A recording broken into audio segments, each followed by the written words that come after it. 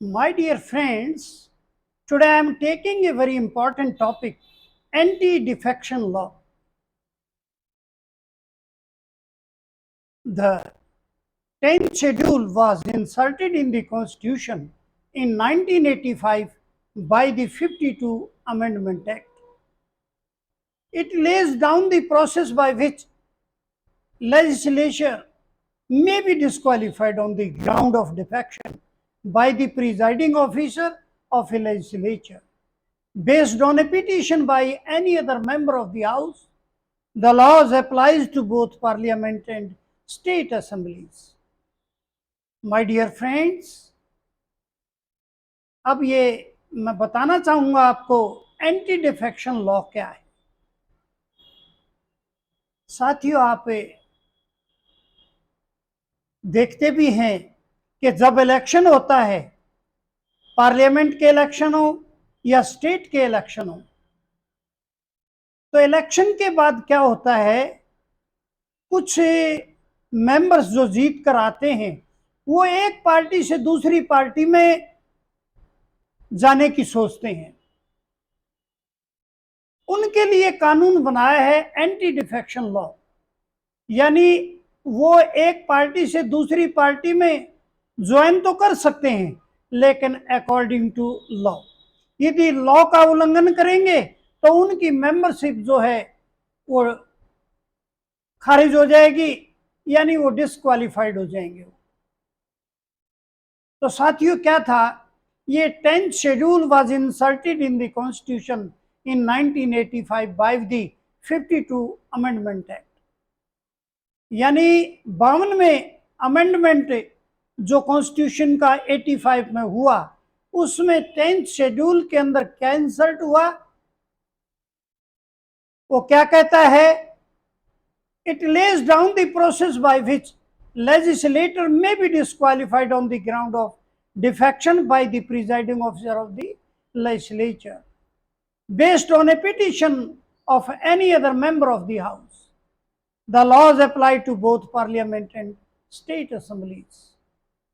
साथियों, इस अमेंडमेंट के अकॉर्डिंग 10th शेड्यूल क्या कहता है, कौन मेंबर और कितने मेंबर ज्वाइन कर सकते हैं दूसरी पार्टी, या कितने मेंबर किसी पार्टी को छोड़ सकते हैं और दूसरी पार्टी को ज्वाइन कर सकते हैं, ये 10th शेड्यूल के अंदर पूरा इसका डिस्क्रिप्शन है। वो कैसे है, अब मैं ये बताना चाहूंगा। When can a member B disqualified, अब कोई भी मेंबर कैसे डिस्क्वालिफाइड होता है, ये देखिए। If a member belongs to a party, यानी कोई भी मेंबर यदि किसी पार्टी को बिलोंग करता है तो कैसे डिस्क्वालिफाइड होता है। Number 1, voluntary gives of the membership, या तो वह अपने आप मेंबरशिप छोड़ देता है, नंबर 1। नंबर 2, वोट्स और does not vote in the legislature contrary to the direction of his party, या तो वोट करता है या वोट नहीं करता है, अपनी पार्टी के डायरेक्शन के कॉन्ट्ररी, यानी अपनी पार्टी की बात को नहीं मानता है, पार्टी की जो डायरेक्शन है उनका उल्लंघन करता है, और उल्लंघन करके या तो वोट नहीं करता है या करता है तो पार्टी के अकॉर्डिंग नहीं करता है, ये भी दूसरा कारण है, वो डिस्क्वालिफाइड हो जाता है। Third, if an independent candidate joins a political party after the election, third condition क्या है, यदि कोई भी इंडिपेंडेंट कैंडिडेट इलेक्शन के बाद किसी पार्टी को ज्वाइन करता है, वो भी डिस्क्वालिफाइड हो जाता है। Fourth, if a nominated member joins a party 6 months after he becomes a member of legislature, और यदि कोई नॉमिनेटेड मेंबर है और 6 महीने के बाद यदि वो किसी पार्टी को ज्वाइन करता है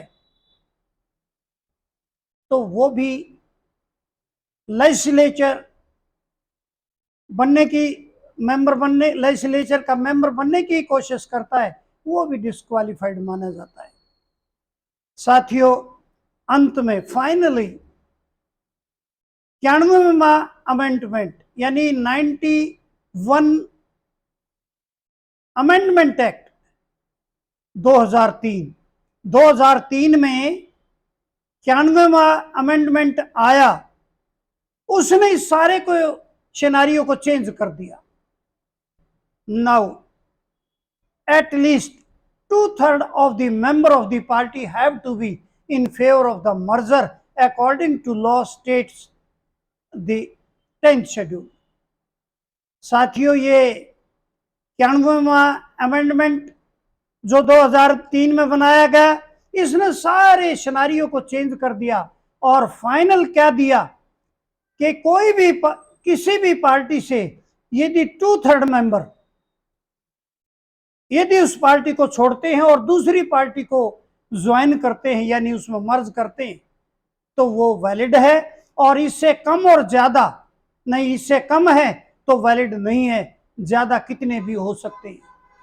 जैसे साथियों, मैं बताना चाहूंगा, किसी पार्टी के 30 मेंबर हैं, यदि उसमें से 20 छोड़ते हैं और दूसरी पार्टी में जाकर के मर्ज करना चाहते हैं या ज्वाइन करना चाहते हैं उस पार्टी को, ये वैलिड है defection.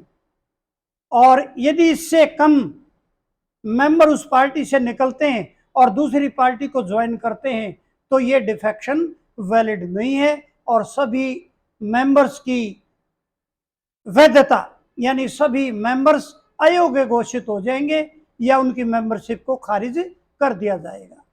If any question arises then the matter shall be referred to the speaker of the house. यदि फिर भी कोई क्वेश्चन उठता है, किसी भी पार्टी से कोई भी क्वेश्चन आता है किसी भी डिफेक्शन के संदर्भ में, और वो ऐसा क्वेश्चन होता है कि किसी प्रकार भी उसका कोई सॉल्यूशन नहीं निकलता, तो वो मैटर जो है स्पीकर को, हाउस के स्पीकर ऑफ द हाउस, यानी जो हाउस का स्पीकर है, चाहे वो पार्लियामेंट के अंदर हो या स्टेट असेंबली के अंदर स्पीकर हो, यानी मैटर स्पीकर को भेज दिया जाता है और स्पीकर उस मैटर को एमिकेबली और अकॉर्डिंग टू द लॉ उसको डिसाइड करता है। तब जो है डिफेक्शन वैलिड होगा या इनवैलिड होगा, वो स्पीकर के ऊपर पूर्णतः डिपेंड करता है। साथियों, ये था एंटी डिफेक्शन लॉ। आप रोजाना अखबारों में भी, न्यूज़पेपर में भी सुनते हैं, उस पार्टी से इतने मेंबर टूट करके उसमें चले गए, उस पार्टी के इतने मेंबर्स ने पार्टी को छोड़ दिया, वो उसको ज्वाइन करना चाहते हैं, इंडिपेंडेंट मेंबर भी दूसरी पार्टी में शामिल होते हैं। ये जो पार्टियों में आना जाना है मेंबर्स का, यही है एंटी डिफेक्शन लॉ। और उनका आना जाना यदि अकॉर्डिंग टू लॉ है तो उनकी मेंबरशिप जो है वैलिड है, रहेगी, और यदि अकॉर्डिंग टू लॉ नहीं है तो उनकी मेंबरशिप खत्म हो जाती है। ये था साथियों anti defection law. So in the end, my dear friends, I want to make a request to you. Please subscribe the channel. I shall be very thankful to you.